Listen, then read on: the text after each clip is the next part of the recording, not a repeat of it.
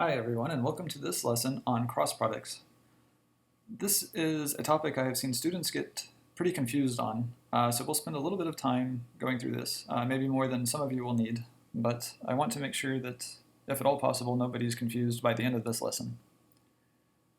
The first thing we're going to do is introduce something new. So far, everything has been about sets, but there's another kind of thing we could study called a tuple.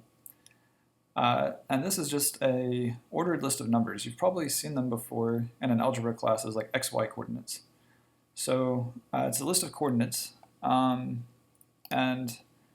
you can write them in a set of parentheses. So 4, 2, 7 is a tuple with 4 in the first coordinate, 2 in the second coordinate, and 7 in the third coordinate.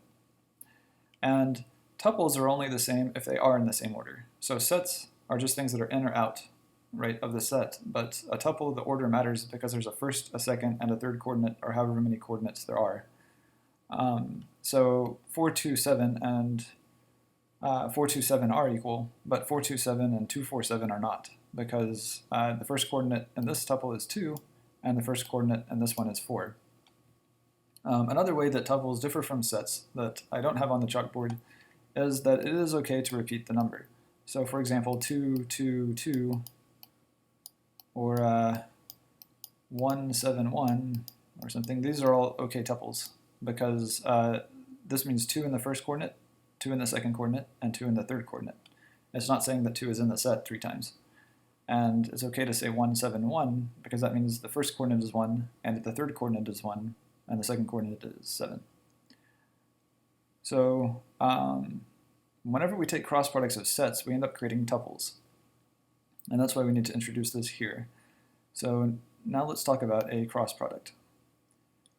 The cross product of the sets A and B is all the pairs or tuples A comma B, where A is an element of A and B is an element of B.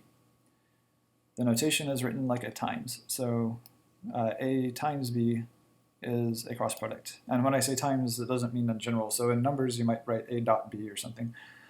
This has to be a cross symbol for a cross product. So as an example, if A is the set 1, 2, and B is the set 1, 3, 4, then the cross product is all pairs where the first coordinate's in A and the second coordinate is in B. And in this case, order does matter. So there's a 1 inside of A, and so that's going to get paired with everything inside of B. So we'll have 1 and 1, that's its first element, 1 and 3, that's the second element, 1 and 4, that's the third one. So it's all those pairs.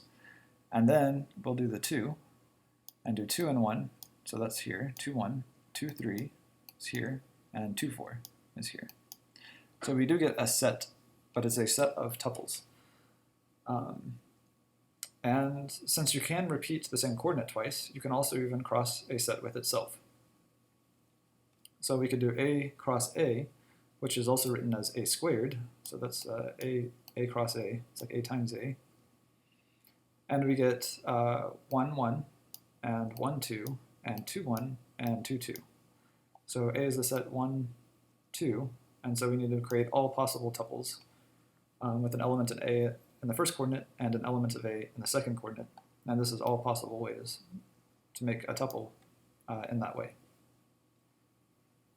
One easy way to keep organized is to write this in a table if you need. So A is the set 1, 2, and B is the set 1, 3, 4. So we could write this in a table. If we're doing A cross B, we could write here the elements of A. So this is A, it's 1, 2. And then in the column, we're going to write the elements of B, which is 1, 3, 4. And then in each section of the table, we write down whatever element of A and whatever element of B is in that column and row. So for example, here, in this position, 1 and 3 meet, so we put the 1, which is the element of A first, and then the 3 second. And so this gives us all the elements of A cross B.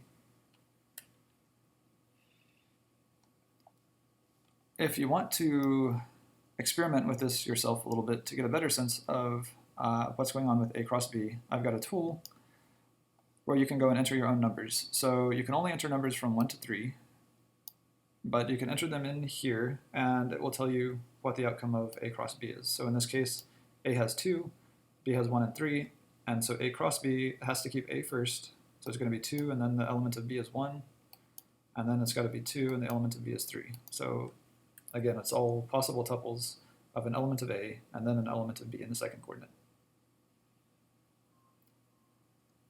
All right, so I'll see you all in the next lesson.